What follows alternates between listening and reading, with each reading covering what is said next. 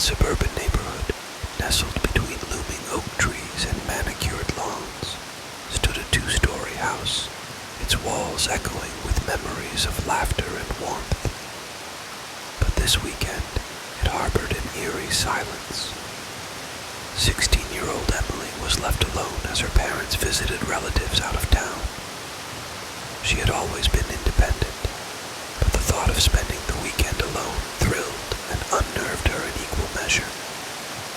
The sky was overcast, a canvas of grays, as Emily waved her parents goodbye. The rain began to fall soon after, a steady patter that seemed to sync with the beating of her heart. She locked the doors, a small ritual that gave her a sense of security. The house felt different in solitude, larger, more hollow. She spent the evening in the living room, curled up with a book, the rain providing a rhythmic backdrop to the unfolding narrative. As night fell, the rain intensified, drumming against the windows and roof with a ferocity that seemed almost angry. Emily decided to retire early, the day's solitude weighing heavily on her. As she turned off the lights, the house plunged into darkness, save for the faint glow of streetlights filtering through the curtains. In the depth of night, a faint scratching sound stirred Emily from her sleep. Groggily, she assumed it was just a branch swayed by the wind, scraping against the window. She nestled deeper into her blankets, trying to ignore the persistent sound. But it grew louder, more deliberate, as if something or someone was trying to get her attention. Heart pounding, Emily crept towards the window. Peeking through the curtains, she saw a shadowy figure standing in the rain, its features obscured. It stood motionless, staring directly at her window. Fear gripped her, a cold hand around her heart. She darted away from the window and grabbed her phone, only to find no signal. The storm, she thought, must have disrupted the service. The next morning, the sun broke through the clouds, casting doubt on the night's events. Perhaps it was just her imagination, fueled by the isolation. She tried to shake off the unease, busying herself with chores and video calls with friends. But as the sun dipped below the horizon, her apprehension returned. That night, the rain returned, and with it, the scratching. This time, Emily was certain it wasn't her imagination. She approached the window again, heart in her throat. The figure was back, closer now, its presence more menacing. It seemed to be watching her, its head tilted in an unnatural angle. Panic set in, and Emily backed away from the window, her mind racing. She decided to lock herself in her room, barricading the door with furniture. The scratching continued, now accompanied by a faint tapping, as if someone was methodically testing each window, searching for a way in.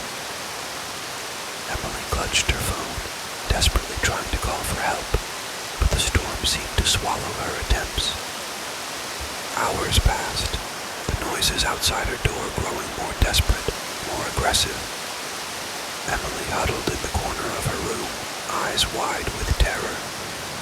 As the first light of dawn crept through the blinds, the noises ceased. Exhausted and frightened, Emily finally succumbed to a restless sleep, the events of the night a tangled nightmare in her mind. When her parents returned on Sunday evening, the house was silent, the door unlocked. They called out for Emily, but there was no response. A sense of dread filled the air as they searched the house, only to find it empty. Emily's room showed signs of a hasty barricade, her belongings scattered in disarray. But of Emily, there was no trace. The only evidence of her presence was a single rain-soaked footprint on the windowsill, as if something had entered, or something had taken her. The disappearance of Emily sent ripples of shock and fear through the neighborhood. Her parents, distraught and confused, contacted the police, who initiated a thorough investigation. The rain had washed away any potential clues outside the house, leaving the authorities with little to go on. Inside, Emily's room was a tableau of her last known moments. The furniture pushed against the door, her phone lying on the floor, its battery drained. The only oddity was the open window, with a single muddy footprint on the sill. It was as if Emily had vanished into thin air. Rumors swirled in the town. Some spoke of a shadowy figure seen lurking in the neighborhood.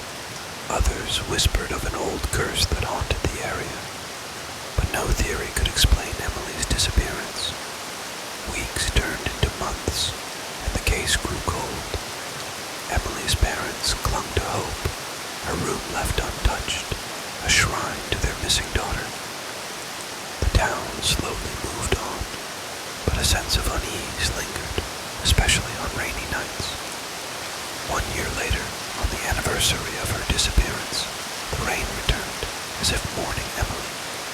Her best friend, Sarah, decided to hold a small vigil in Emily's room. Lighting candles, Sarah reminisced about their friendship, the laughter and secrets they had shared. As the clock struck midnight, a faint scratching sound echoed through the room.